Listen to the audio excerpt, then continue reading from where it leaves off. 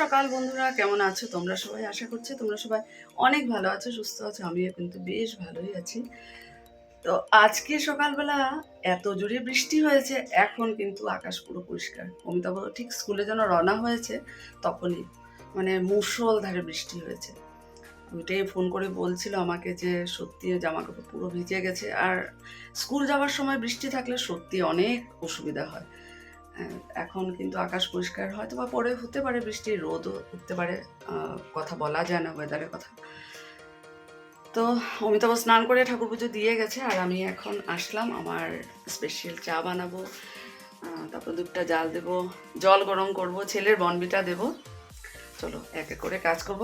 প্রথমে আমার স্পেশাল চাটা বানিয়ে আমার কাজের এনার্জিটা নিয়ে নিই। চলো।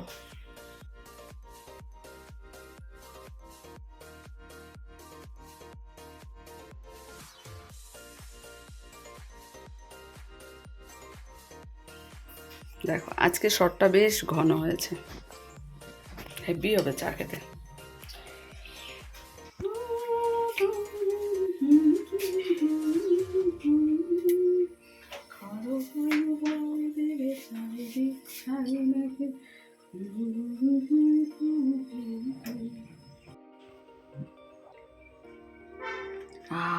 দেখো তো আজকে মানে সত্যি এত মজা লাগছে না, খেয়েও হেভি হবে। দেখো এগুলো কি বলো তো, জাম, কচি জাম, এগুলোই আস্তে আস্তে পাকবে। সারাটা উঠোন দেখো জামে ভর্তি। আজ আরো বৃষ্টি মুষলধারে হয়েছে, সেগুলো হাওয়া বাতাসে আরো পড়েছে। দেখো কত, দেখো জাম পড়েই গেল। আরো তো গাছে রয়েছে, তারপর যখন একটু পেকে যাবে তখন বাদরে এগুলোকে খেয়ে খেয়ে নিচে ফেলবে। ব্রেকফাস্ট রেডি হয়ে গেছে, আর বাইরে আবার খুব জোরে বৃষ্টি নেমেছে। তো এখন যাব, মিশন চলে এসেছে, মিশনের গানটা একটু দেখবো। আজকে যেহেতু আমি বাড়িতে আছি তো ভাবলাম যে ওর ক্লাসটা আমি দেখে নিই। এমনিতে তো আমার ছেলে দেখায়, তো আজকে যখন আছি বললো মা তুমি এসে দেখো আজকে মিশনের ক্লাসটা। তো চলো আগে ক্লাসটা ওকে ক্লাস শেষ করে তারপর আমরা ব্রেকফাস্ট করবো। চলো।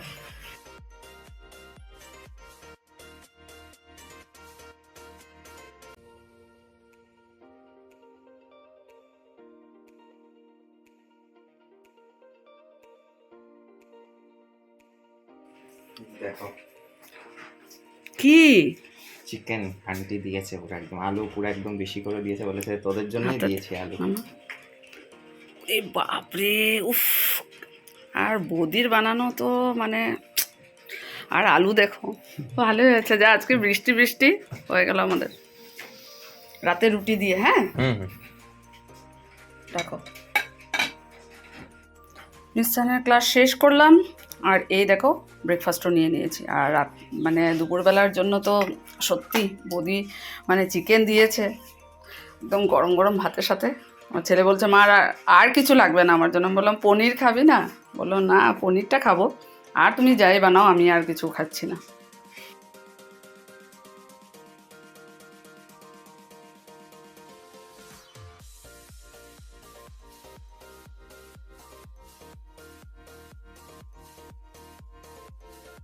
তো এই দেখো লাঞ্চের টেবিলে লাঞ্চ রেডি। আর আজকে শনিবার স্পেশালে অনেক কিছু আমাদের স্পেশাল। তো এই দেখো মুসুর ডাল, এই হলো পনির আলুর তরকারি বরবটি দিয়ে, এটা হলো ভেন্ডি ভাজা, এখানে অঙ্কিতার মা বৌদি দিয়েছে আম ডাল, কাঁঠাল তরকারি, আর এটা হলো বন্দনা বৌদি দিয়েছে আমাদের জন্য চিকেন।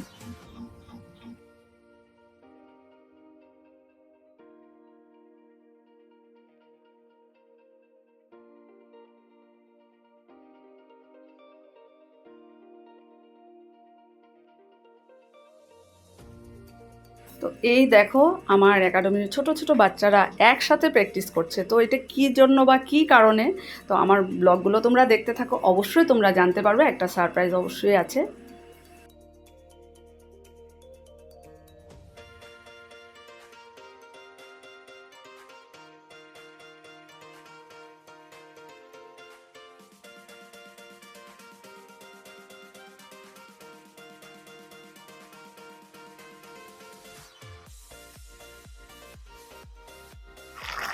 অনেক বছর বাদে কাঁচা কলা আলু দিয়ে ডালে বড়া করে তরকারি হলো। আমার ভীষণ ভালো লাগে গামাখা ঝুড়ি রেখে, আর ঘি, গরম মশলা, বাটার যে কোনো কিছু দিয়ে দারুণ হয়ে খেতে। দুপুরবেলায় ভেবেছিলাম, কিন্তু আজ দুপুরবেলা অনেক মেনু হয়ে গেছিলো।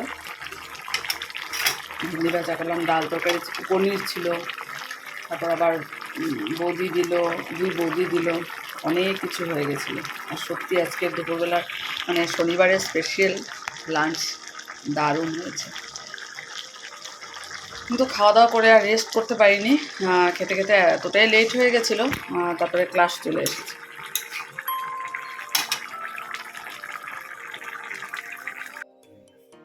দেখো এখন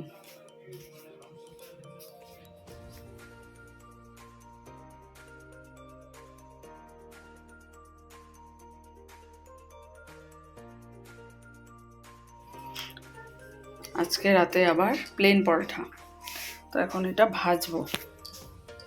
আর এত ঘুম পাচ্ছে না,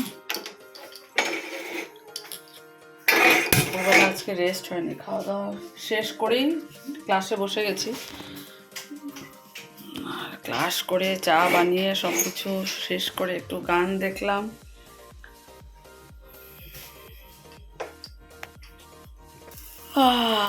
মা কথা বলতে পারছে না, এত ঘুম পাচ্ছে।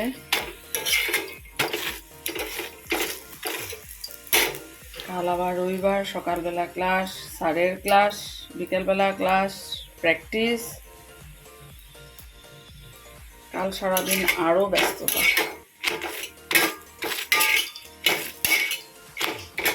আজ অনেকটা লেটে খাওয়া হয়েছে না, আর অনেক আইটেম ছিল, যার জন্য এখন খাওয়ার ইচ্ছেটা তেমনভাবে নেই। অমিতাভ বলছে খাবে না, বলছে আমি খাবো না নাকি।